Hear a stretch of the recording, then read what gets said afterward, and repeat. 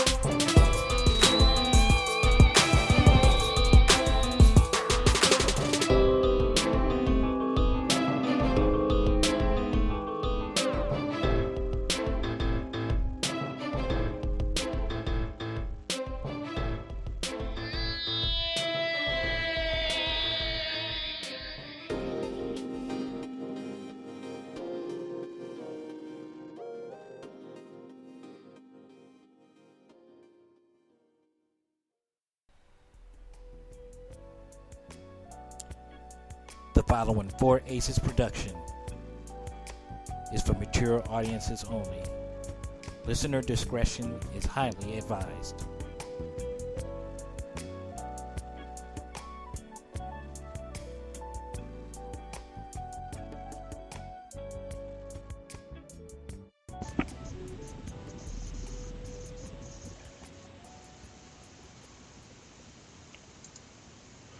All right, good afternoon, folks, and welcome to this week's edition of West Coast Bias right here on Spreaker.com radio. I am here as usual with O'Malley and Mr. Suave. What's up, guys? What's up? All right, and we're here to talk. Well, we're gonna kind of make a whole focus for the show today, and that focus will be Super Bowl 50. Of course, we'll get to talking some dubs and other top stories in sports in recent weeks, but primarily our focus is going to be on that Super Bowl. Guys, we have our final two teams now. We have the Carolina Panthers, who drubbed the Arizona Cardinals 49-15 in the NFC Championship game, led by Cam Newton, a man that on the field and off the field right now can be considered Superman, and Jonathan Stewart came back to put up a pretty good game in that conference championship. He is at this point questionable for the Super Bowl, but I believe he will most likely play. O'Malley, why don't you kick us off with your overall thoughts on the Panthers heading into the big game? Well, I'm not surprised. I mean, especially after the first few weeks of the season, and as the season went on and on and on, it really isn't a shock. A lot of people felt that they were going to go undefeated. I'm kind of glad that they didn't. I'm glad that they didn't have that whole New England, let's go undefeated for the entire season and then lose the one game that actually means something. So I'd rather get that loss out within the season, because it doesn't matter if you go undefeated in the season if you end up losing the Super Bowl. So, I'm not surprised. Cam has really stepped up his game. Their play calling has really stepped it up. He's the guy that everybody loves to hate right now. And I think a lot of it, I guess people could say, I mean, when anybody hates on anything, people will say, oh, it's jealousy, it's this, it's that, what have you.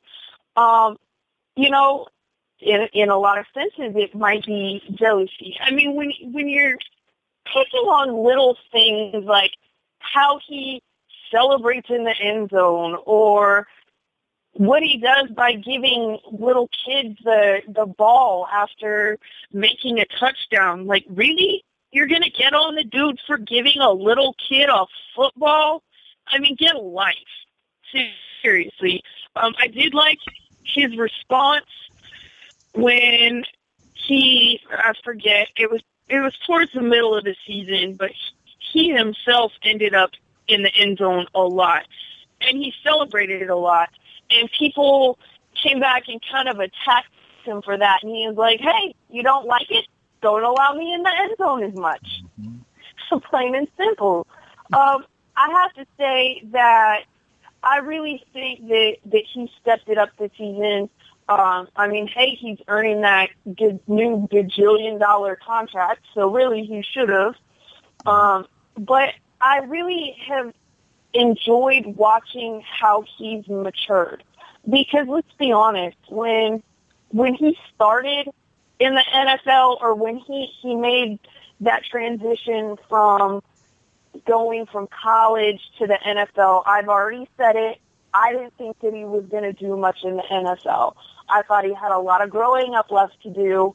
But I give him props because, you know, especially what's gone on in the last few years there's been some upheaval and up and down and who's going where, and then they had all the drama that kind of detracted from the season with everything that went on with Hardy.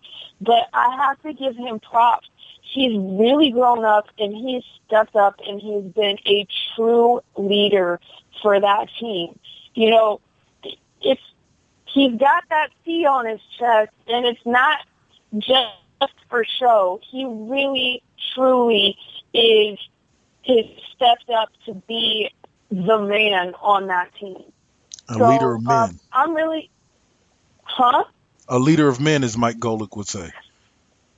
Absolutely, absolutely. And you know what? I didn't really see that in him when he was in at Auburn. But to be quite honest, there were a lot of things that, looking back, I kind of feel bad for the kid because there were some things that were overshadowing his season there and his championship there and his Heisman. So he really honestly at this point has the chance with this game to be a player who has won an NCAA championship, won a Heisman, won the MVP of the season, won the Super Bowl, and won the Super Bowl MVP. He has the chance to get, you know, those last three in this one single game, really. Actually, I mean, I think he's going to end up getting MVP regardless of this game.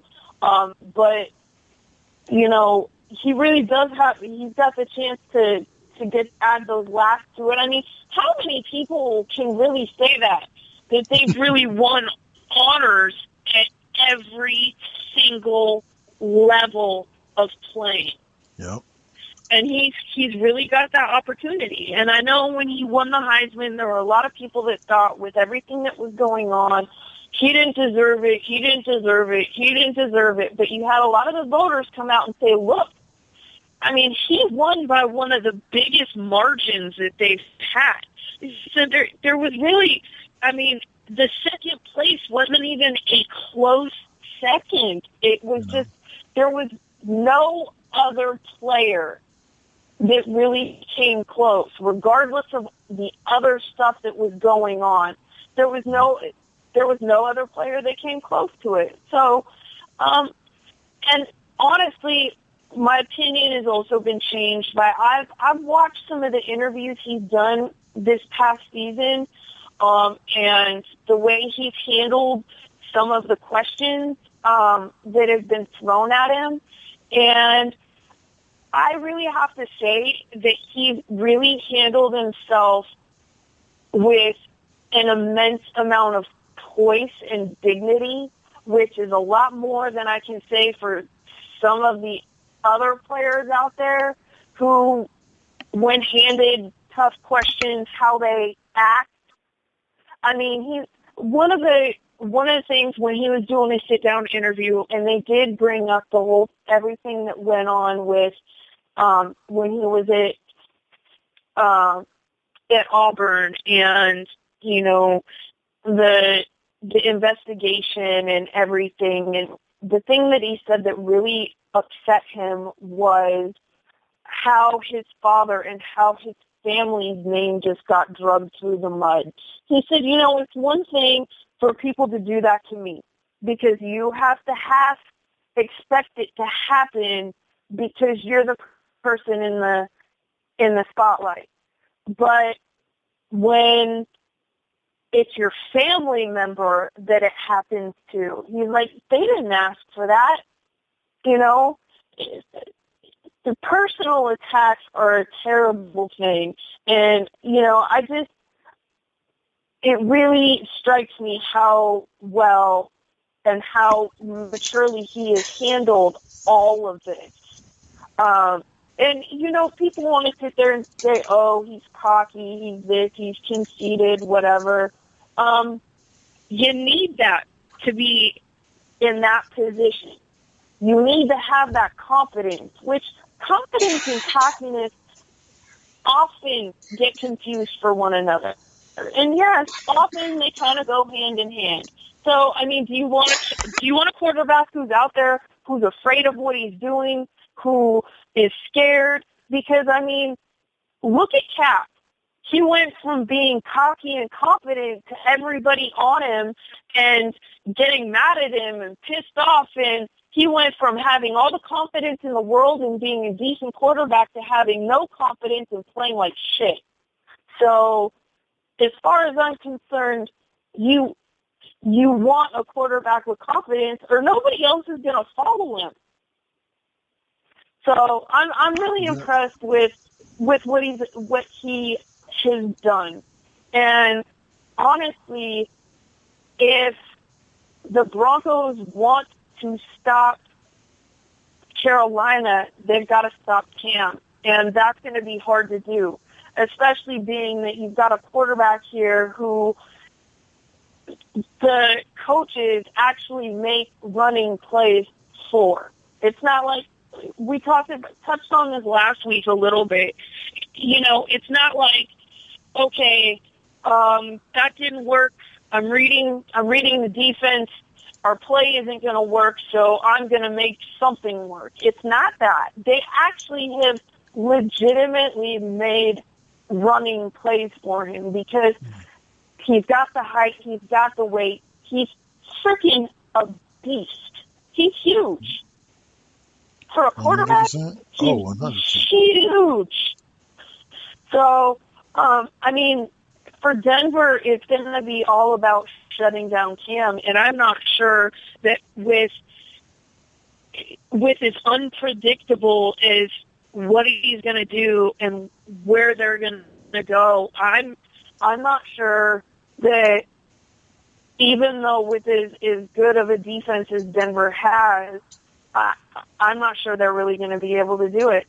But I'll also say it's really exciting to watch him play and to watch the whole team play. Yeah. I know that there are 10 more players out there on the field with him on offense, and I understand that, but, I mean, come on. That's Cam's team. Let's be honest. He's taking them to the promised land.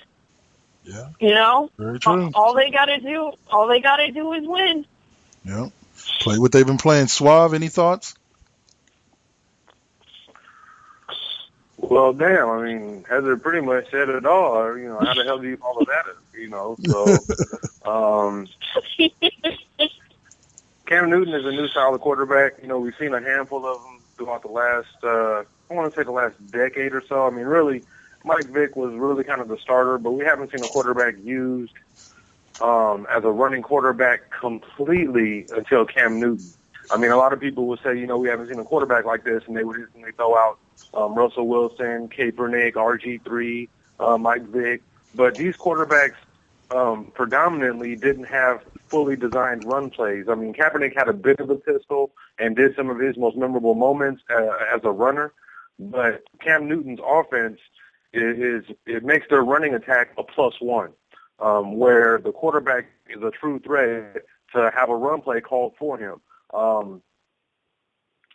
You know, he's kind of, I want to say he's revolutionizing the position for the new age, and I think that it won't be so much, I think the days of the pure pocket passer being the top pick in the draft year in, year out, I think that's going to slowly change, and the position itself is going to evolve to where quarterbacks, you know, not everybody is built like a Cam Newton, 6'5", 244 pounds.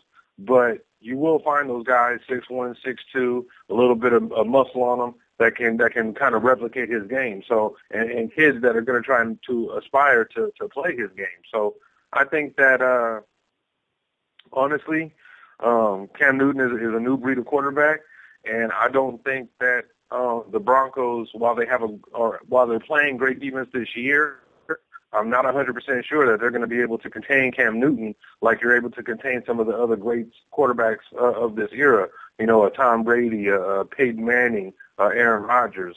These quarterbacks are more of a pocket passer, and Aaron Rodgers can scramble, but not like Cam Newton can scramble. So it's definitely going to be interesting to see how the Super Bowl unfolds. Yeah, I agree. You know, let's touch on this right quick. You know, the Carolina Panthers 3.5-point favorites. Cam Newton favored to win the MVP.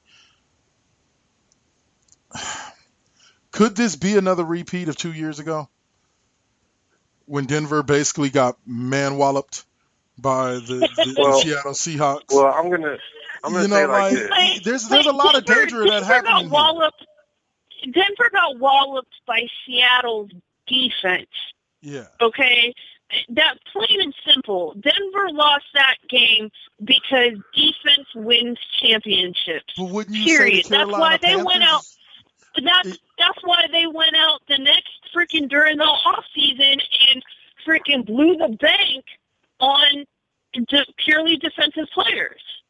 But, and don't get me wrong. I'm not saying. I mean,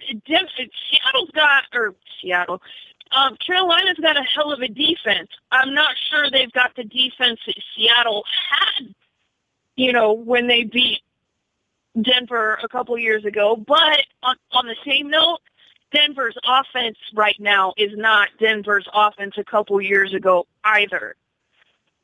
You know, Manning's got a couple more years, you know, on him. He has not had the best season. He was out for a good majority of the season, although I will say that he did come back looking nice and well rested after the period of time that he's been off. But, I mean, let's face it, this really should be Manning's last season, period. I mean, come on, bro. Go out a winner, regardless of whether or not you actually win the Super Bowl. You took your team to another Super Bowl. Go out on top. Yeah. Don't be Brett Favre. Don't keep trying to, am I gonna, am I not gonna, I am, I'm not. You know, just be like, it's been good, it's been real, it's been fun, peace. Okay? Just know when you've had enough. He's what, 39? Come on. It's Very time. true. It's time. Very true. And we'll definitely get to the Manning retirement talk here soon enough. But the Panthers defense, to me, I'm sorry. I thought I just watched them dismantle a team whose offense was, well, I would dare say at least twice as good as the Broncos has been playing this year. And that Carolina defense just dismantled these boys like it was nothing. 15 points out of Arizona, who have been averaging close to like 28 a game. Yeah. You know, Arizona, I think. I'll give you that. Carson Palmer is an elite quarterback, but Carson Palmer he has games where if he has to play from behind, it feels like he has to force things. That's usually when his game suffers, and that was definitely He's not a clutch player. He's not a clutch player, period. What does he do? I'm not sure. What does he do when it comes down to it? Yeah, but, I mean, come on. As a Raider fan, you should know he at least was not, I mean, granted, he didn't have the offensive line that he's had with Arizona, but let's be honest. Every time in the clutch, what would he do? He'd throw an interception. Yeah. Well, like I said, when you force him to beat the man and his complementary pieces aren't necessarily the best or having good games themselves, his game's going to suffer. He's not necessarily like a Tom Brady who you can plug and play, lesser talent and still achieve great things. but Carson Palmer still had he still had that team one win away from making the playoffs that they hadn't sniffed since going to the Super Bowl. So and a lot of people would agree that Raider team, offensively and defensively, while they had a few weapons on both sides of the ball, definitely was lacking in overall talent. And he still was able to put up incredible numbers. I believe it was like 22 touchdowns and 11 interceptions. And while the 11 interceptions is a little high, it's nothing compared to what we've seen some other elite quarterbacks do, like Eli Manning, where he threw like 20 picks the year before or whatnot. I think, it's true Carson Palmer isn't the epitome of clutch. He's been clutch on occasion, but, I think they ran into a buzzsaw this year. They played well. They had the come from behind victory the week before. He made some clutch throws. He's got some weapons. He's definitely a lot younger than a Peyton Manning. So I think that we're definitely going to see a repeat of the Super Bowl for last, where the Seahawks pretty much trounced them. The Broncos didn't just get beat by the Seattle defense. The Seattle offense dominated their defense, and while they did go out and blow the cap on trying to upgrade the defense, I just think that's going to knock or shave off, maybe 2 scores. So, you're realistically looking at another opportunity where, they're going to probably lose this game 14-35 or 14-32, something in that range.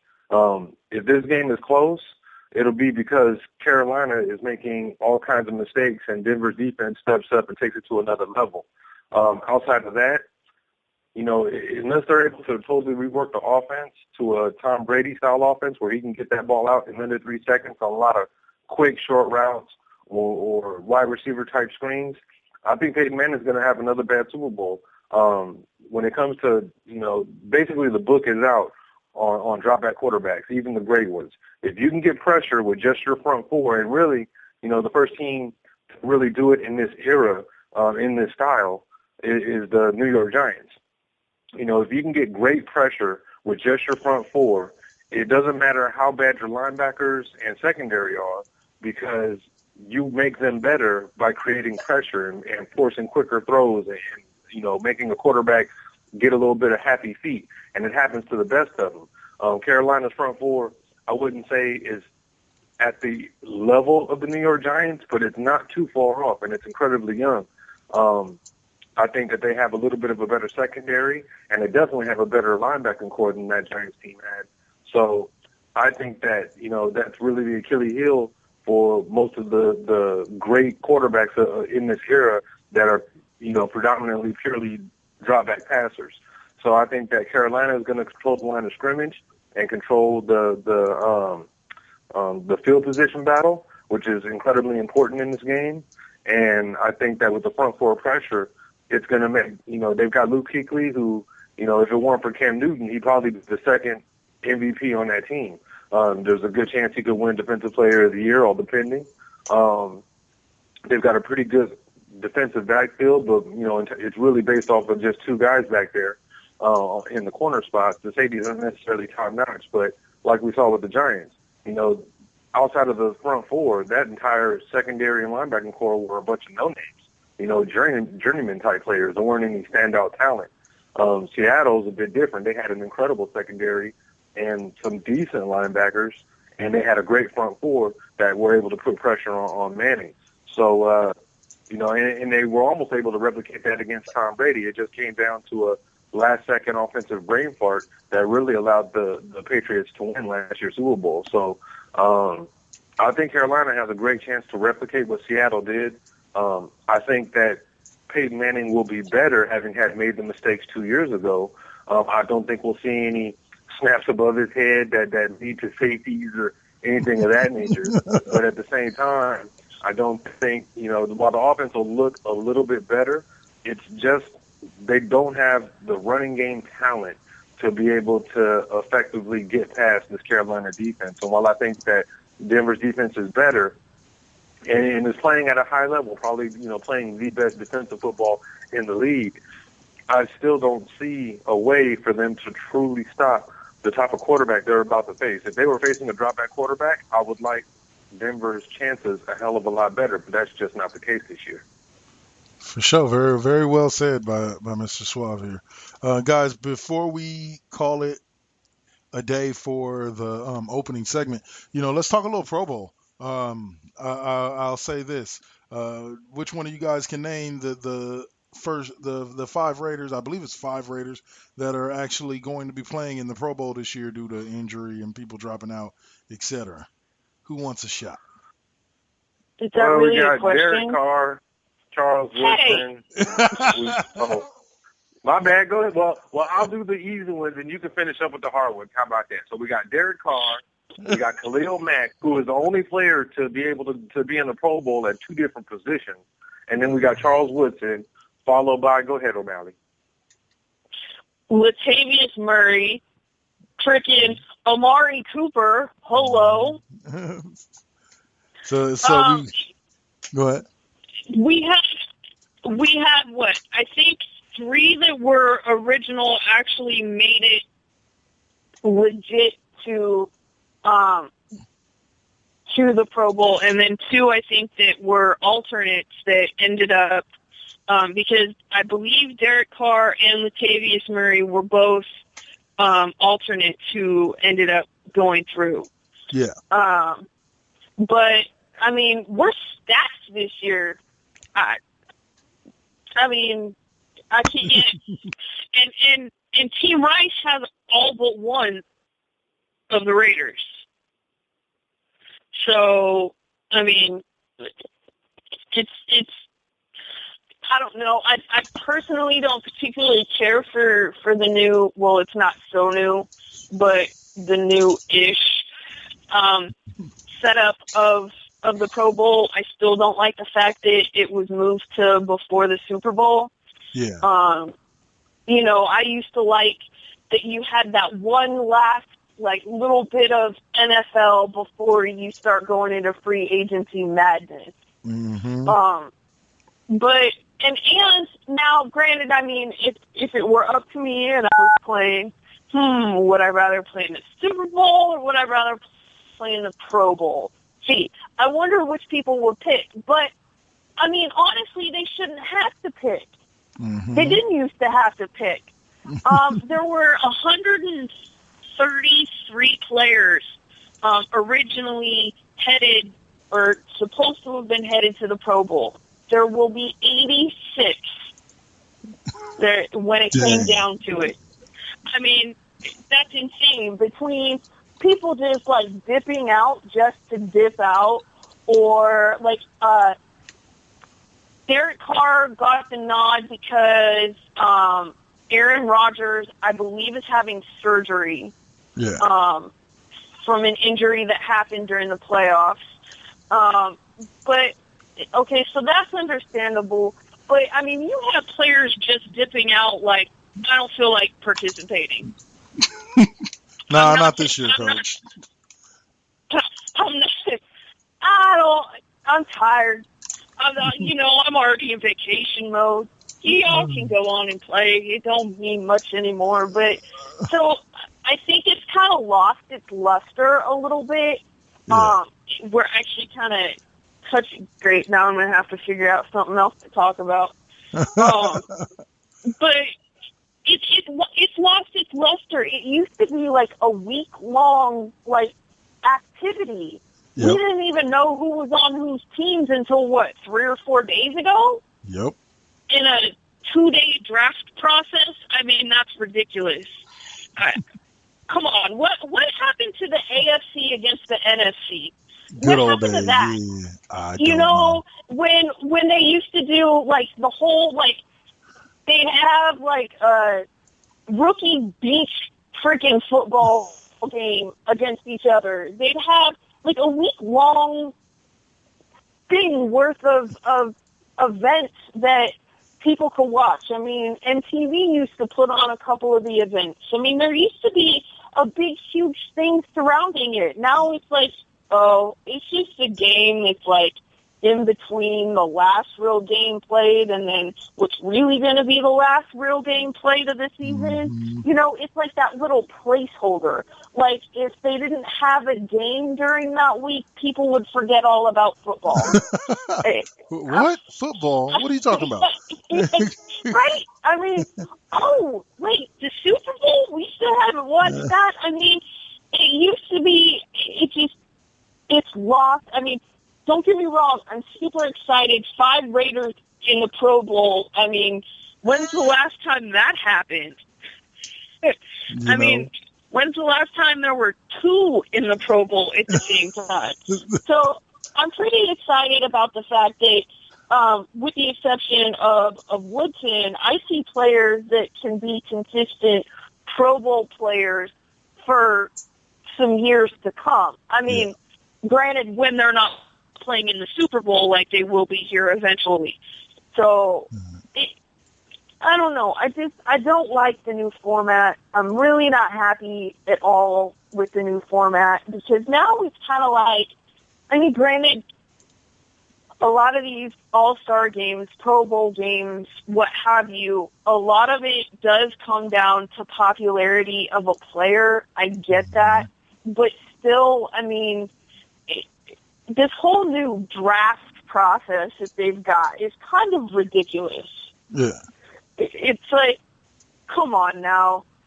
I know that, like, we can't wait the next, 3 months for the draft to happen. Everybody's going to be now, you know, the Monday morning analyst or, you know, the scout. That everybody's going to turn into a scout that knows everything. Yeah. And it's always going to be, can we hurry up and get on with the draft because I've had enough with the speculation. And the speculation's already started. Oh, yeah. And, I mean, you know, some years it's kind of fun because there's a draft class that is, like, from head to toe, it's stacked. But personally, I think that we're heading into, like, this year, the draft is kind of lackluster to me. There isn't, like, the shiny bells and whistles that there have been the last few years. I mean, I'm not saying that there aren't good players and that, you know, it's not going to be a good draft, but, I mean, you're not seeing a draft like you've seen. I mean, I hate it for teams that really need a quarterback because, I mean, it's definitely not stacked at quarterback. That's for sure. So, I don't know. This whole, like, draft and, like, it's Rice's team against Irvin's team, and it's really, like, when did they become coaches? Well, Just to add some star power, get some people to try to come back to watching the Pro Bowl after so many lackluster rating seasons. So, yeah, no, I can't. Put it back to how it was. Put it back to how it was. Maybe ratings will get better. It's stupid now. It is. Suave, any final thoughts before we dive into this commercial and these opinion pieces? Well, the Pro Bowl for football is probably the worst of all the sports, mostly because there's such a high chance for injuries. You know, you get a lot of guys, you know, in the NBA, it's you know, almost all offense. Nobody really wants to play defense. They just let guys, they play a lot of Ole defense. You know, for baseball, it's probably the best one because you get guys that'll go out and give 110% effort.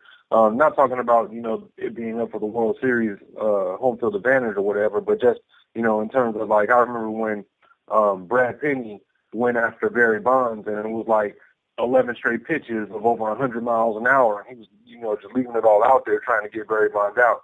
You know, there's you know, it's probably like the best one. With football, it's a bit different because you can't really play like that. Yeah. So I think that, you know, when I grew up, the Pro Bowl was actually played, you know, and I hate to sound all old fogey, but it was actually played the right way. They were actually playing all out. They wanted to show, okay, well, I'm the best at my position, voted in by the fans and the coaches or whatever. And this guy in front of me, he's also one of the best at his position, but I'm going to show I'm better than him. There was that edge to it, and it's kind of changed over time, especially once you start talking about people are more worried about their money, their future earnings, their endorsements, and things like that. So that they don't want to take that risk of getting injured, like the one guy that blew out his knee just playing, I believe it was beach volleyball for the Patriots. So, I think that the NFL needs to just suck it up and stop the Pro Bowl, but instead supplant it with a skills competition.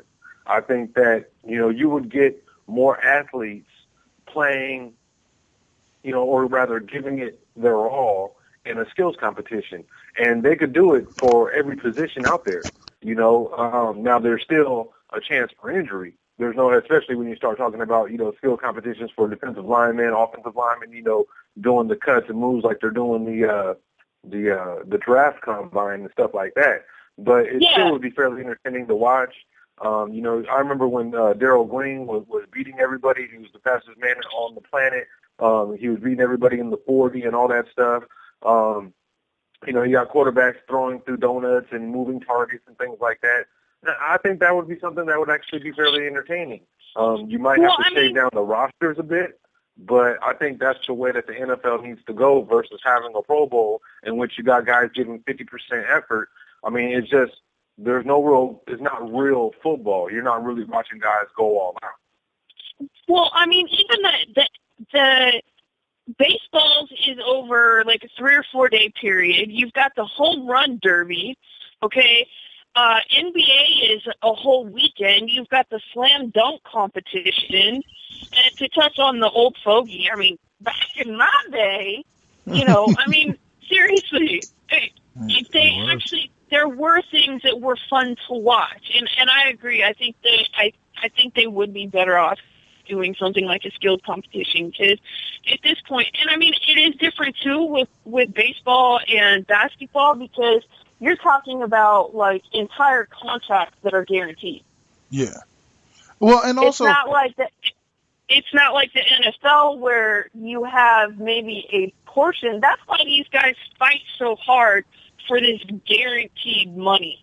Yeah. Because I'm sorry, you're more likely to go out and have a devastating career, possibly life-ending injury playing football than you are playing basketball and definitely baseball. I mean, unless you're the ref who gets hit like the ump who gets hit like from 4 inches away with a throw to second base. But, I mean, I think that does have a lot to do with it. And like you're talking about how there were players that just flat out turned it down.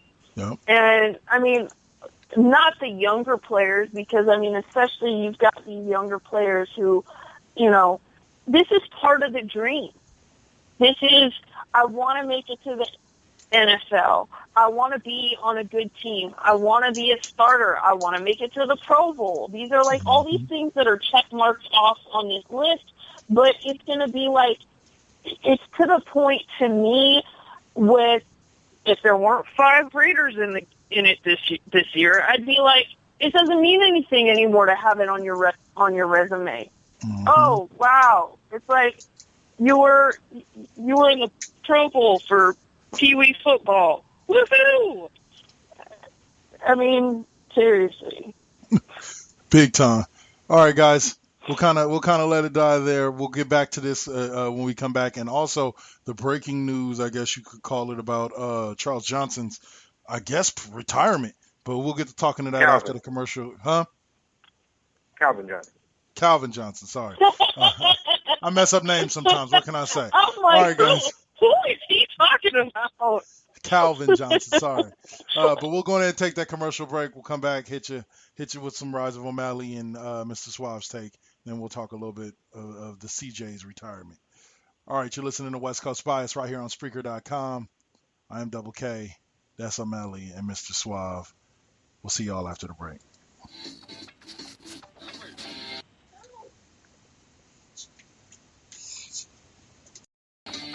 Yo, what's up? It's your boy Cole from Planet of Cole and the Raw Impact Unleashed for 4 Aces Presents. Now, I'm going to do a little rundown for the weekly shows we got coming up. Monday, we got Now vs. Then from 6 p.m. to 8 p.m. That's Pacific Standard Time. All of these are Pacific Standard Time. Tuesday, iRock Radio from 11:30 a.m. to 1:30 p.m. Also Tuesday, The Sidebar, 9 p.m. to 11 p.m. Wednesday, Hip Talk Radio from 5 p.m. to 7 p.m. Also on Wednesday, we got Now vs. Then West from 9 p.m. to 12 a.m. Getting a little late for y'all peeps on the East Coast.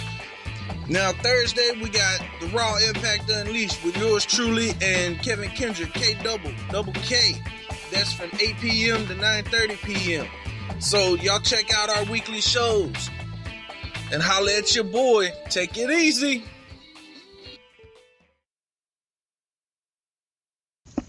All right, O'Malley, it's time to do your thing with the Rise of O'Malley. Well, I mean, since we basically touched on what I was going to talk about for my opinion piece, which is the downfall of the Pro Bowl, I guess just touch base a little bit more on what's up with Johnny Manziel, man? He can't stop getting into trouble. You know, I was kind of thinking that maybe Hugh Jackson might be able to get his head on a little bit straight, but looks like he's had another altercation with his quote-unquote girlfriend. So another incident, a possible incident of domestic violence. So maybe the kid needs to go into rehab again because videos keep popping up here and there of him partying, and we know that was one of the reasons why Cleveland kind of just sat him after he had done very well. I don't know what to say about this kid, man. I'm not shocked, I have to say, because he was one of those, I mean, he played through his sophomore year. He's one that I think could have done with 1 or 2 more years of college, matured a little.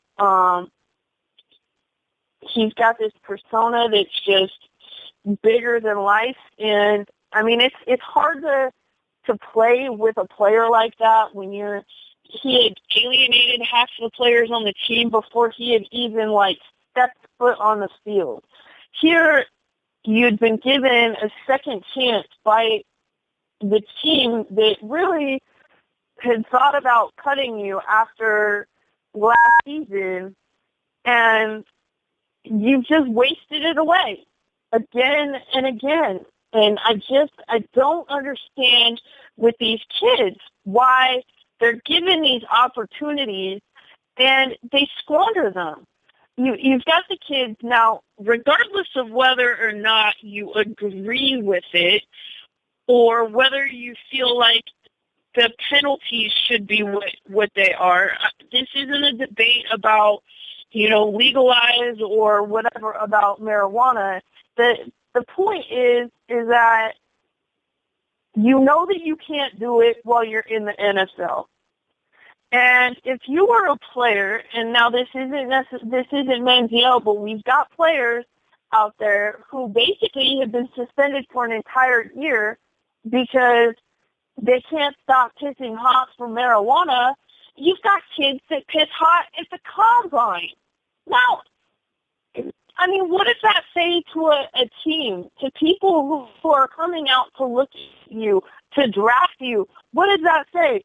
That this kid is so completely disrespectful or not serious about what they're doing that they couldn't put it down for 30 days so that they wouldn't piss hot for their job interview. I mean, that's basically what it is. It's like the normal person going in, getting an interview, getting the job, but pissing hot and being like, sorry, can't hire you. I mean, so regardless of whether or not you agree with it, I mean, as long as the rules be what they are, as long as the team puts certain standards for you, as the team has put certain standards for Manziel after the trouble that he had gotten into, keep your nose clean. Be on the straight and narrow. I mean, if you're really that serious, if you really want to play, show people that you're serious. Stop getting into trouble. Stop it with the partying. Or do you need to go back to rehab? I mean, is the partying such an issue that you can't stop doing it? If that's the case, then maybe you need to take your butt back to rehab. Personally, I think he took himself to rehab to begin with because he was trying not to lose his job. Not sure he really took it serious. But now you've got this kid. He's gone to rehab. He got in trouble with management after they saw him partying. He didn't show up for practice or something that he was supposed to show up for because, oh, well, I'm not playing. I didn't think I had to go there. And now we're on this second incident with his quote-unquote girlfriend. Okay, dude, let her go. No chick is ever worth that much trouble to lose your NFL contract over, period. So, I mean, let it go. Regardless of whatever the truth is about any kind of allegation, if some chick is getting you in trouble and some chick is going to be possibly the end of your NFL career, let the chick go, okay? There's 101 gajillion, actually, there's 3.5 billion other females out there. Let the one causing you problems go. But that's just my opinion.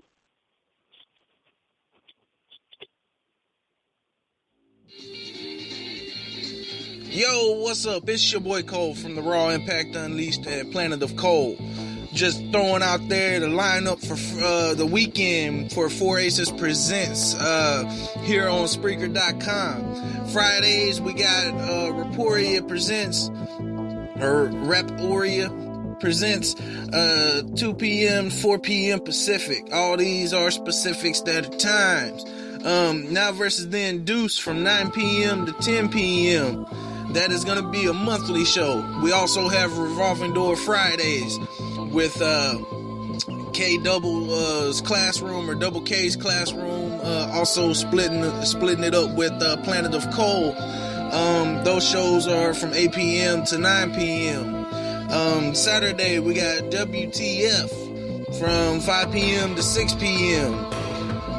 And also on Saturday we have the Troll Gazer Gaming Project featuring James Brower from 6 p.m. to 7 p.m. And on Sunday, we cap off the week with West Coast Bias from 3 p.m. to 4:30 p.m. And remember, all these are Pacific Standard Time. So check all these shows out and holla at your boy. Y'all take it easy.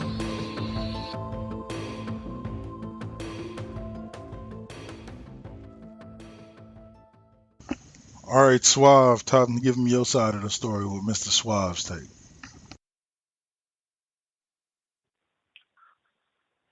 All right. Well, I guess I'll keep mine kind of short. Las Vegas has popped up as a possible destination for the Raiders. And, well, I'm just going to be honest. There's no way in hell the NFL, even having put out the memo saying that it's not in the bylaws that anybody can't go to Vegas. But let's be real. There is a reason no professional team has ever been in Las Vegas. There's a reason. The gambling. So for the Raiders to be talking to the billionaire who's looking to build a stadium for UNLV, $1 billion football stadium, and hopefully bring some type of sports team to Las Vegas, to Sin City, it's never going to happen. it'll never get approval, whether it be the jealousy of the current ownership groups, or the fact that, the legalized gambling will hold them back. I just don't see it. So I don't even know why it's even an option. Honestly, the way I'm looking at it now, Mark Davis just needs to sell the team. And I know there's people that would say, oh, well, he'll never do that, this and that. Well, you never know. If somebody offers him enough money, there is an outside chance that he could just do what he should do. I mean, we've said it many times on this show. The Raiders' main ownership, the Davis family, only owns the Raiders. And the times of them being the number one merchandise selling team in the NFL, those days are long gone. So they're not the cash cow that they used to be. So it's not Mark Davis's fault. It's not even really Al Davis's fault. I mean, the Davis family came up from humble beginnings. They weren't born with silver spoons in their mouth.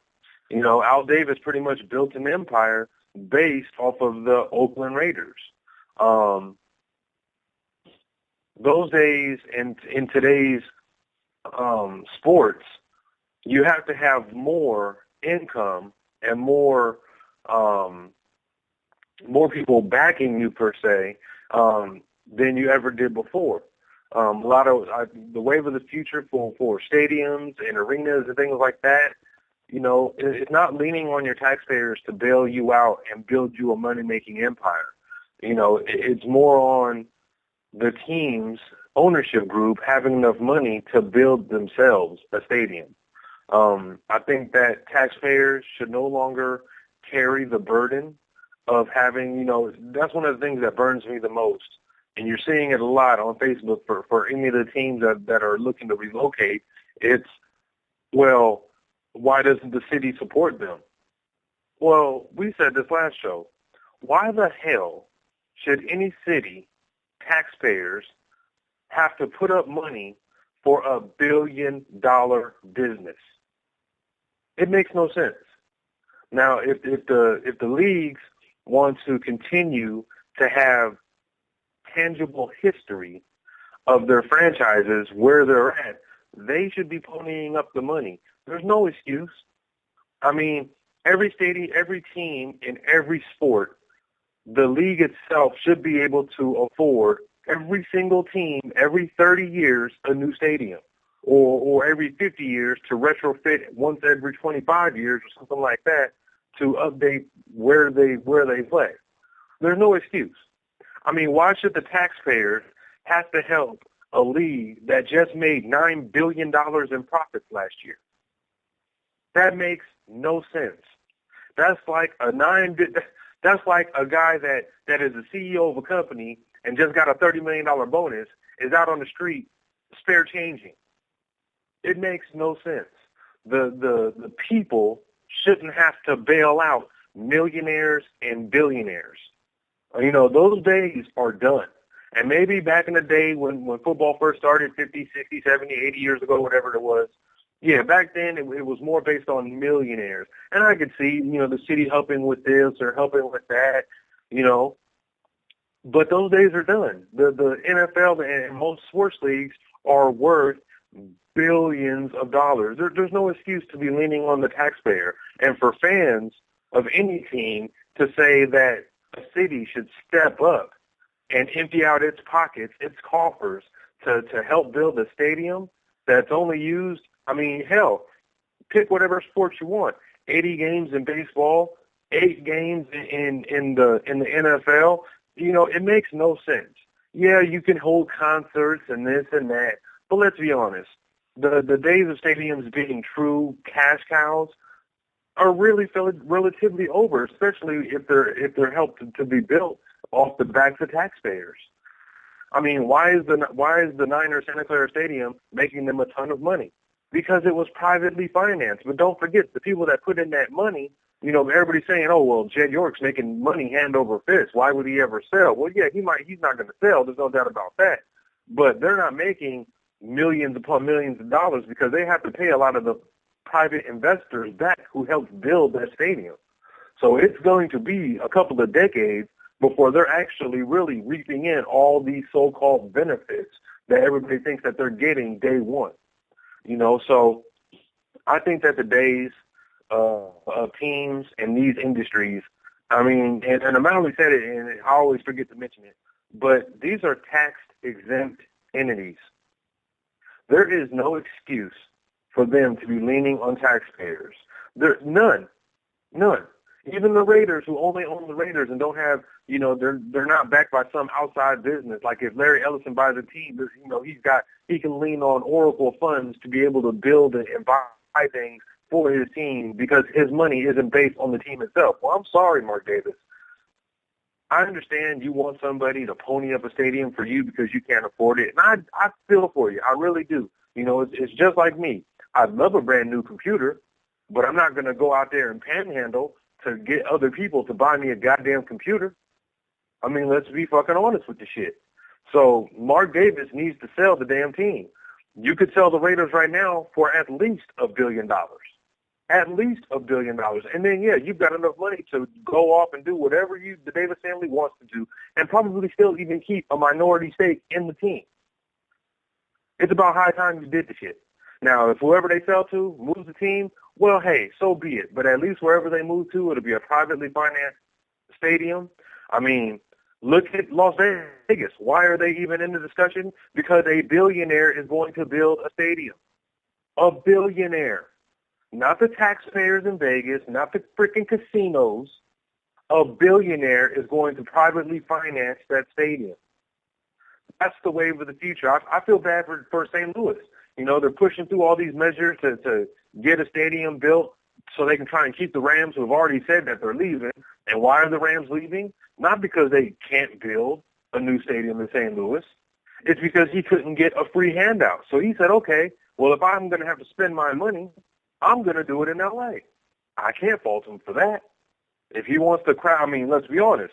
St. Louis has a title, the only title in the Rams' history. They have the greatest show on turf, so they've got a good touch of history now in St. Louis. But if he wants to leave that, so be it. He's got the money to do it. L.A., and that's the one thing that really cracks me up about Raider fans. They just act like L.A. itself is just willing to pony up all these billions, not realizing that it's all these private investors looking to actually build a stadium in L.A., not the city itself. L.A.'s not stepping up, so why ask Oakland to step up? L.A.'s never stepped up. And for the Raiders to even flirt with going back to L.A. and being forced to play at USC Stadium again, I mean, let's not get it twisted. That's why Al Davis left. He hated USC Stadium. So you want his son to go back and play for 2 or 3 years until the stadium is built? Hell no. So what, they're going to continue to lose money or break even because there's no luxury suites at USC Stadium? Come on now, people. Come on. So I thought this was going to be short, but I broke off one of my tangents. Let's go ahead and get to the next topic because I'm hot and heated now, and I'm ready. All right, so that was Suave giving you his take, ready to come back hot and fire in the second half of this show. Guys, before we get to that, I'm going to go ahead and let you know this week we should have, I believe, 3 live episodes coming up, one from now versus then. As usual, the Raw Impact Unleashed, we will have a special guest, either Lisa Lace of BTW fame or Beatrice Domino of BTW fame as well. One of those 2 lovely ladies will be joining us this Thursday live to interview. Be sure to go back and listen to the Kazarian episode from last week and the Victor Sterling from the week before that. But coming into this head week, Lisa Lace on Thursday, you're going to have Double K's Classroom on Friday. We'll be back on live on Sunday with West Coast Bias, so keep listening in right here on the 4 Aces Network. All right, guys, so Calvin Johnson, done with the game, supposedly. This is according to what almost everything on Facebook, ESPN, so on and so forth, he supposedly told the Detroit Lions that he's going to retire. Suave, go ahead and kick us off with your thoughts on the retirement of possibly one of the greatest receivers we've ever seen play. All right, so Calvin Johnson says he's going to hang him up, and I can appreciate that because Calvin Johnson's made enough money to where his children's children never have to work a day in their life, so that's awesome. And I also give him credit for not going out and trying to murk himself a ring a la Randy Moss. So I give a lot of respect to Calvin Johnson. I think he's had I would say a borderline historic career, an absolute surefire first ballot Hall of Fame career. It's going to be sad to see him go, but this really reminds me of Barry Sanders. And I feel bad for Lions fans.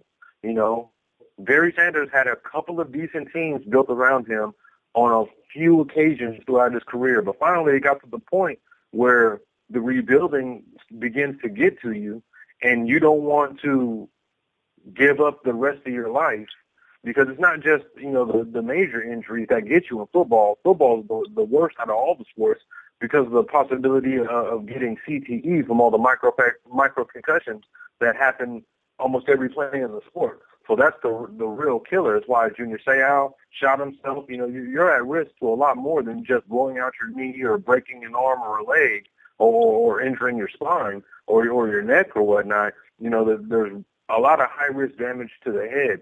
So for Calvin Johnson to not try and murk a ring out of the situation, you know, go somewhere to a title contender for 2 seasons or 3 seasons, you know, this is the type of thing you want to applaud. You never hear about Calvin Johnson in the news outside of anything negative. You don't hear anything negative about Calvin Johnson. He's been 100% a pure pro, and he's going to retire having never set foot on another team's field for another team. So I think Lions fans really should appreciate it. I feel bad for them that their organization could never build enough of a team to get them a ring, because I believe that there were a couple years that they really had good talent, not the best in the league, but even though they had Calvin Johnson, they had Ndamukong Suh. They've had some good pieces, but they were never able to get that team over the hump and be a consistent playoff contender. So I do feel bad for Calvin in that respect, but it's not going to stop him. He's a guy that understands his place in the game's history. He'll retire having never won a ring, having never played in the Super Bowl, but that still won't denigrate his career. And he's still going to be one of the best to ever have laced a left at the wide receiver position. A freak of an athlete, you know, 6'5", you know, 220, 240 pounds, can jump out of a gym. You know, he's a rare breed. You know, for when he first came in, he was the prototypical wide receiver that you want. So my hat's off to Calvin Johnson. I think he's had a hell of a career, first ballot Hall of Famer. And again, I feel bad for Lions fans because, you know, they always felt like they had a shot. But with Calvin Johnson retiring and Ndamukong Suh basically getting cut the year before, they're going to be one of the worst teams in football. And that's saying something, considering they were already one of the worst teams in football with Calvin Johnson. It's only going to get worse now. They need to strip everything down to the nuts and bolts and totally rebuild that team. And you're talking a good 4 or 5 year process, to be quite frank and honest about it. So my heart really goes out to the Lions fans because it's part of the reason I root for Seattle. The Seattle Seahawks went through decades of being one of the worst teams in football. And the Lions have done the same. And Seattle's actually had some killer players play for them that were never able to do anything because the franchise itself could never accumulate enough talent for whatever reason. So I really feel bad for the Lions. I hope that at some point in the next couple of decades, they're actually able to get a consistent winning product on the field and maybe get a Super Bowl ring. For sure. And O'Malley, your thoughts on one of the greats retiring? Barry Sanders 2.0. I mean, granted, it's a different position, but I mean that's honestly how I feel. I feel he's like Barry Sanders 2.0. 2 phenomenal football players who just had the misfortune of going to a shitty team. But who also basically didn't have it in them to go somewhere else. And I don't mean that as they didn't have what it takes. They just, you know, once you get to that point toward the end of your career, it starts being you get the 1 year, the 2 year, the 2 year with a 3rd year option kind of contracts. And it just gets a little too much to be. And then people start calling you a mercenary because maybe you're just going to a team because of the money. Or they're looking at you like you're just a ring chaser. Well, yeah, I mean, somebody who's played that illustrious of a career, and unfortunately, because of the team that they were playing with, didn't have that option. But I give him props. He's a phenomenal player.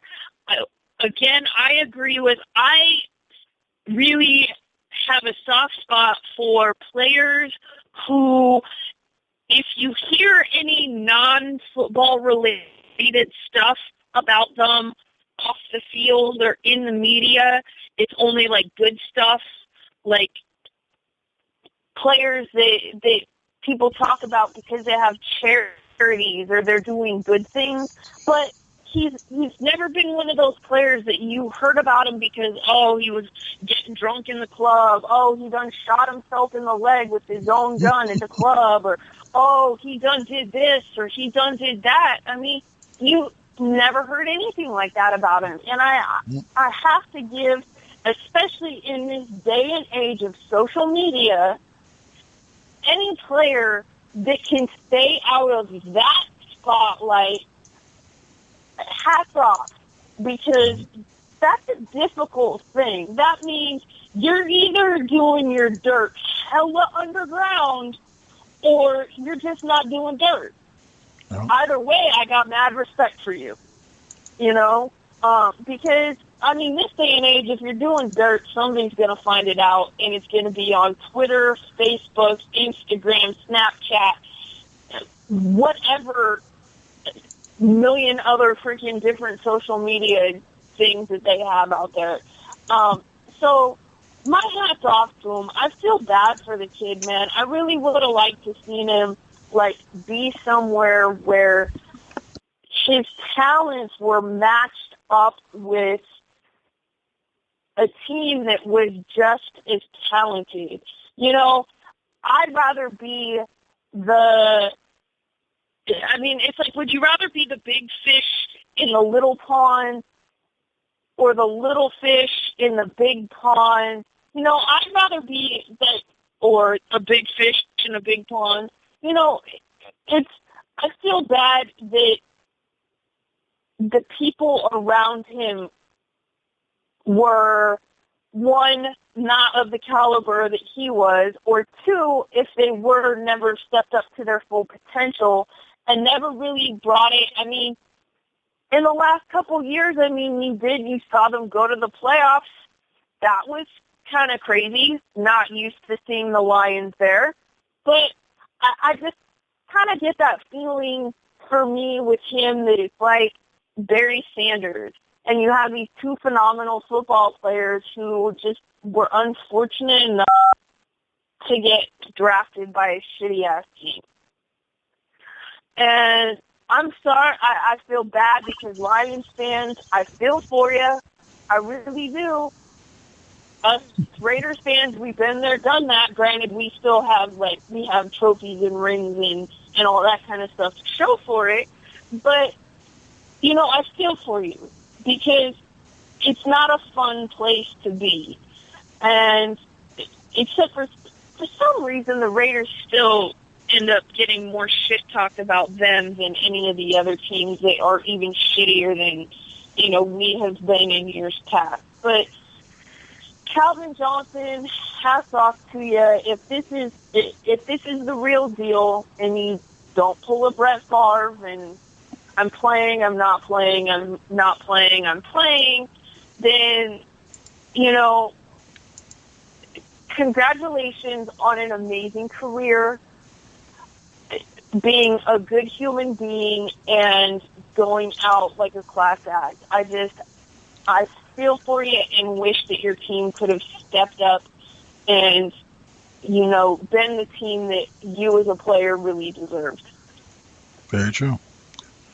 Very, very true. All right, so we're going to dive back into the Super Bowl for a little bit, looking at it from the opposite side. The Denver Broncos finished the season 14-4, at 14-4 on the season right now. They managed to overcome those Pats last weekend in that 2018 victory. We talked a little bit about it last week. Guys, O'Malley, you touched on it a little bit, so Suave, why don't you go ahead and kick us off Should this be? I think I pretty much agree with O'Malley when she says that this should be Peyton Manning's last game. Like, he really does need to call it a last hurrah. But Suave, what are your thoughts on the subject? Okay. Well, I thought he had stuck around because of all his endorsements and really starting to come to the top over the last half decade. His Papa John's and his nationwide commercials. So he's making money hand over fist outside of football. I think he needs to learn from Brett Favre in the sense that, yeah, Favre could still play right now today. But after he took a couple of chances on some other teams after Green Bay, he decided he had had enough.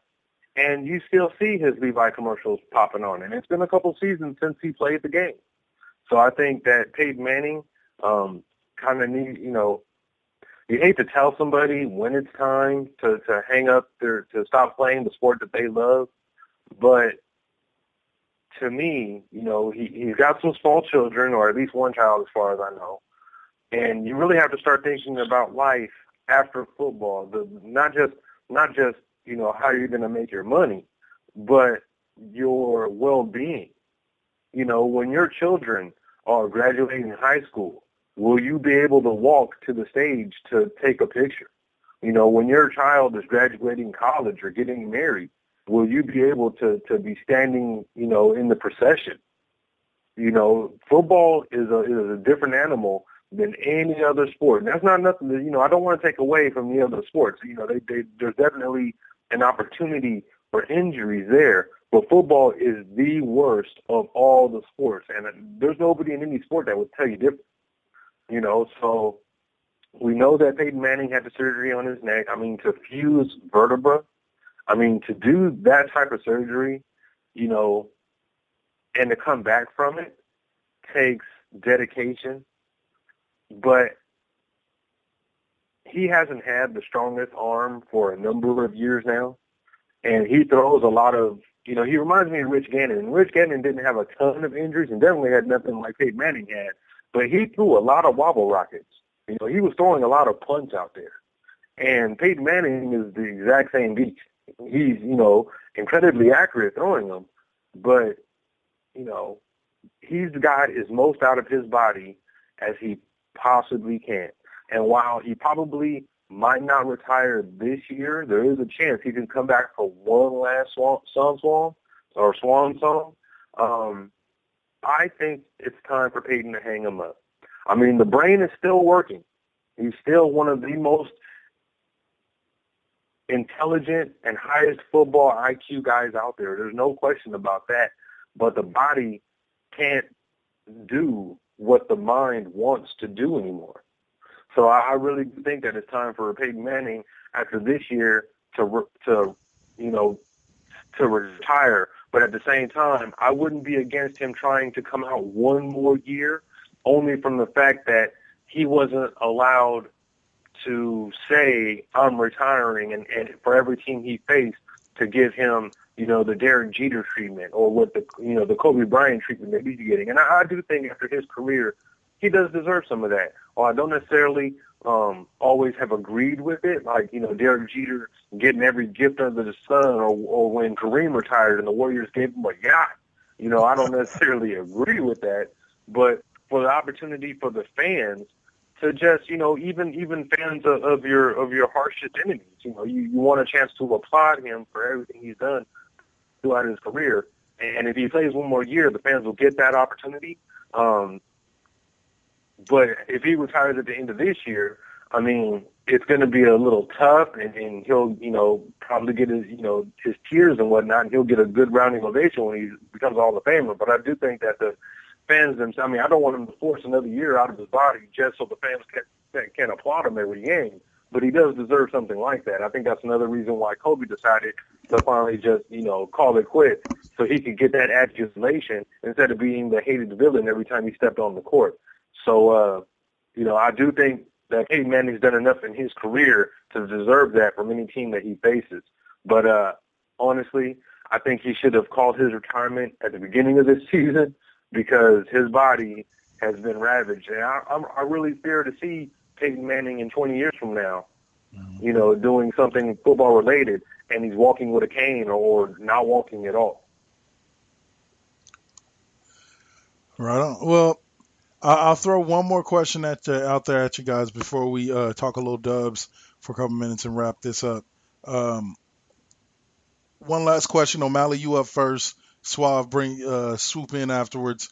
One player on the Broncos defense that you feel can actually be that X factor and change the momentum from Carolina to Denver if he steps up. O'Malley, you're up first. This is difficult because part of me just wants to say none of them. But on the other hand, part of me is like, well, I don't know. It's difficult to say. Do I really have to pick one of them? I honestly, if I had to say somebody, I'd say Von Miller. But that's just because if I've got to pick somebody, that's who I'm going to pick. He would be the one I think that could possibly do it. I don't see it happening. But if there's going to be anybody up front that's going to do it, because you're going to have to get to Cam before Cam can even get the ball in the air. And to be honest, you know, those up front guys are going to have more of an effect on Cam anyways because Cam will just run it. So, you know, it's not going to come down necessarily to a cornerback. Okay, it's great. You shut down the wide receivers, but now the quarterback just turned into a running back. So what are you going to do? So if I got to pick one player on the Broncos defense that could possibly shut down Cam, I'm going to say Von Miller.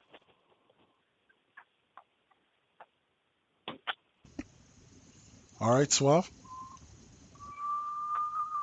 All right, well, I'm going to say this caveat first. I would say DeMarcus Ware because he took my guy in Von Miller. I mean, you know, they really got a big three on the defense, and she got Von. So I would have said DeMarcus Ware, the other side or other coin on the rush on Cam Newton. But I'm actually going to flip gears and go Aqib Talib. I think that Talib needs to have the best game of his life. Not in terms of getting the interception or a pick six or anything like that, but keeping his head in the game and actually not being a detriment, you know, poking the guy's eyes because, you know, he got hit dirty or something like that. You know, we don't need any water boy antics in the Super Bowl. And the Denver Broncos can't afford for, you know, Talib to go Captain Insano. So, you know, he really needs to step up, play a good game, a solid game with no histrionics or anything like of that nature. So I'm sorry, DeMarcus. I wanted to comment on you having a big game because, you know, you came from Dallas and you had a lot of years where you came up short and now you're actually in the Super Bowl. But Aqib Talib needs to grow up in a sense and play the game of his life and keep his head on his shoulders. 100% agreement on this one. I think Talib is definitely an impact player. Von Miller will make an impact, but I think that Talib will end up being that one because I think how he matches up with the Ted Ginn, which I think will probably be one of his primary matchups, will determine whether or not the Panthers are successful as far as moving the football. Jonathan Stewart is another player just for the Panthers to throw another one out there that I think could be an X factor. But as we delve into the last 10, 15 minutes of the show, guys, we were talking it before we came on air. Dubs, since our last show, earned themselves a little bit more respect with that 30-point drubbing of the San Antonio Spurs. So my question to you is, with all the confidence that this group has in that Dubs team to dismantle almost any team on almost any night, how many of us actually saw this coming? Suave, kick us off. I'll be honest. Did I see a 30-point total destruction of the San Antonio Spurs coming? No. but I was very hopeful we would win the game by maybe double digits or something of that nature, especially with Tim Duncan not being in the game. But for them to, I mean, let's call it like it is. They dismantled the San Antonio Spurs, and a lot of Spurs fans want to be like, oh, well, Tim Duncan wasn't playing. Tim Duncan is not going to account for a 30-point gap. You guys got your asses kicked. So, you know, everybody wants to say for whatever team, if their team loses, oh, well, it's just one game. Well, that still doesn't bode into the confidence argument. The Warriors have confidence they can beat the Spurs, and with them in the driver's seat for home court throughout the playoffs, that's huge. The next step for the Warriors is to do it again, whether it's by 2 points, 1 point, 30 points in their house like they did Cleveland. I think that's the next phase and the next step for the Warriors' evolution into a true dynasty team, to show San Antonio that they're not safe anywhere. O'Malley? 100% agree. I mean, I'm not really sure what's more left to say on that. I mean, I knew and felt that we were going to go into that game and that we were going to beat San Antonio, but by 30 points was still like, whoa. I mean, it's crazy because this team, honestly, we shouldn't be at the point anymore that when they beat a team by 30 points, we're like, whoa. Yeah. But when it's supposed to be like, honestly, the one team that we keep saying that we're pitted against right now, as far as the West goes, then it is a big deal because it's a confidence boost going forward. Now, granted, are they going to try to come back and hit us hard because, you know, they can't let us beat them like that when it's in their house? You know, we have that to look out for, but I have no doubt that we can go in there and we can still beat them in their territory, no doubt. I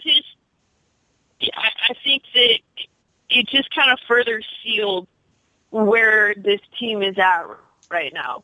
And it kind of makes me wish that I hadn't deleted one of my friends off my Facebook because he's a huge fan of whatever, but he says he's a Spurs fan, and I just wanted to be like, now what, bitch? I mean, seriously. Sure. Because it's like, okay, you know, we heard, oh, well, you know, you won the championship because Cleveland was hurt, you know. Even on Christmas, oh, so-and-so was playing. Okay, well, you know what? We went into their house again with a 100% healthy team they had, and we destroyed them. Okay, like so we took away that excuse. Your excuse is invalid. So now we've got this team who people have said, okay, it's going to come down between them and us. Well, here's the thing, though, is that the Spurs team, age-wise, playing-wise, everything-wise, is a team on the decline, okay? We're still a team that's going up, up, up. We haven't hit our ceiling yet, and we're not gonna for a while. This is a team who has managed to, after the phenomenal season they played last season, has come out and played an even better season this season. Just when people think, oh, it can't get any better, it does. So, I mean, that's a big difference, you know, with where the Spurs are at. They're just trying to hold on to anything at this point because, you know, I think this is the last real good season that this team that they've got together has, that this is their last shot before everyone either goes into retirement or goes off their own separate ways. This is San Antonio's last season before they really start to go into rebuild mode, I personally think. So, I mean, but it doesn't matter. I mean, I still think that we can go into San Antonio and do on their court what we did on our court to them. Yeah. And okay, I'll say this since we got a little bit of time left. This is one of the things that has driven me crazy. And now, mind you, I understand that most of the Warrior Empire Nation, whatever they want to call themselves right now, Warrior We're not fan Niners. base. Don't call us an empire. Oh, stop it. Anyway, but no, but you know, whatever we're calling ourselves these days, but whatever the Warrior fan base is, it's gotta get old seeing people talk good, talk bad about us. But I know most of them hate Stephen A. Smith right as it is, but I've always fancied myself a fan of him. But I will admit that recently he has gotten on my nerves because if it's not one team, it's another. To start the season, it was I can't wait to see what this team does against Cleveland because Cleveland is really, really the bar. And then they went in and they beat Cleveland on Christmas Day. Oh, I can't wait for the matchup in Cleveland because it'll get better. They get destroyed in Cleveland. Then it's, I can't wait for San Antonio because, you know, San Antonio is really the team that has what it takes to take out the Dubs. And then they get stomped by 30. And now it's, Oklahoma City. And it's like, dude, at what point do you just stop making excuses and just admit that this Warriors team is historically good? And there's a possibility that there's not a single team in the NBA that's on their level. Doesn't matter how many mega stars you have on the team. There's just not a single team in the NBA right now that's just on their level. And it's time for the rest of the NBA, as well as one Mr. Stephen A. Smith, to wake up to that and own it, because that's just where we're at right now. The Dubs are a historically good team with some historically good players on them. We're not talking Magic, Worthy and Kareem, but we're talking damn close. And these guys just need to have their due given to them and have the critics just shut up, sit back and enjoy the ride. Because this is just getting old every week. So what? What if they go into Oklahoma City and they blow out Oklahoma City by 30? Then what? Then what? Then there's no other team left. There's not a team already. Oklahoma City isn't even on the Dubs level. It's ridiculous. The Spurs tried 5 different defenders against Steph Curry, and he still put up 37 on them. I'm sorry. Just let it go, guys. Just sit back and enjoy this ride and hope that the Warriors get bad sometime in the next 10 years. That's about the best you can hope for. Stephen A. Smith is just a hater. He hates all things Oakland, period. You're never going to get it out of him. It's just like Charles Barkley. Those two have to be like somewhere smoking a cigar if it can, drinking some Haterade together or something, because they will never give credit where credit is due, period.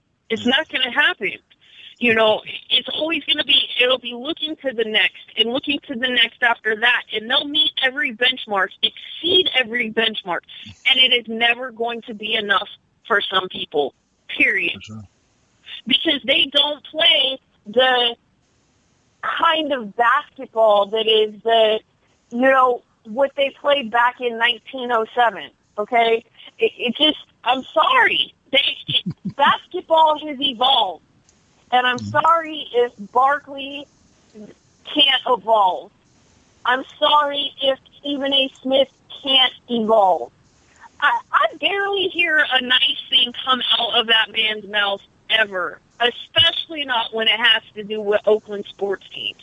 So, I'm not surprised at all. I really wish that they would have mobbed his ass when he showed up in Oakland last season or during the finals.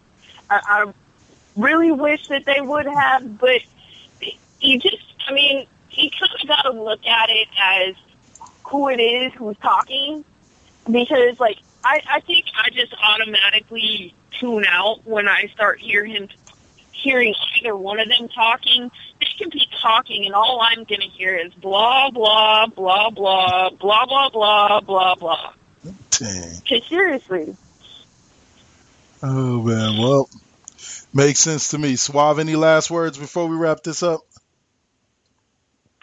Billionaires shouldn't be looking for handouts from taxpayers. Those days are over, and those days are numbered. Well, there you go. And y'all heard it here on West Coast Bias Live. Be sure to tune in next week. We're going to be doing a little review, kind of a live review, considering that the first half of the Super Bowl will be taking place while we are live on air. So be sure to listen in. It should make for some good times watching Peyton and Cam go at it. Another thing I've never understood, quarterbacks don't face each other. Quarterbacks face defenses. So why is it Tom Brady versus Peyton Manning? These two guys never on the field at the same goddamn time. Anyway, but it's just one of those type of things we got to learn to live with. But till next week, folks, y'all have a great night. Any last words for them, guys? Yeah, I got one more thing. If they want to get handouts, these billionaires, well, then they need to get their asses out on the street and actually hold up a sign like a homeless dude with buckets behind them full of money if they want more damn handouts. I'm sick of it. There you go, guys. You heard it here first.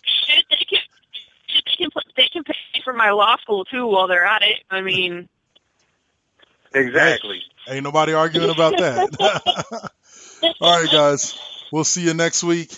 It's been another great show of West Coast Bias here on 4 Aces Network. Y'all keep listening. We'll keep giving it to you. Peace.